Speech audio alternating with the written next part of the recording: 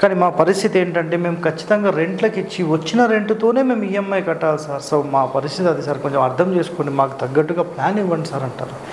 ఇలాంటి వాళ్ళ కోసం మేము ఏం చేస్తామంటే కేవలం దీన్ని సెంటర్ అలైన్మెంట్ కాకుండా 2 భాగాలు చేస్తాం.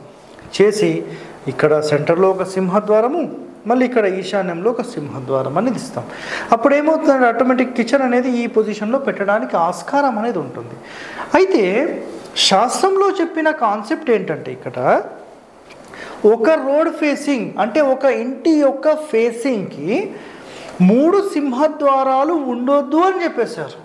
అంటే ఒక సమానమైన సైజ్ ఏదైతే మన ఇంటి లోపల ఉండే ద్వారాలకు కిటికీలకు ఈ సబ్ డోర్స్ విండోస్ అంటుంటాం, వీటన్నిటికంటే పెద్ద డోర్ ఏదైతే ఉంటుందో హైట్లో కానీ విడ్త్లో కానీ కమ్మీల మందంలో కానీ డోర్ మందం కానీ ఆ డోర్ని చూస్తే ఒక గంభీరత్వం కానీ ఇవన్నీ కూడా కేవలం ఒక సింహద్వారానికే మనం పెడతాం.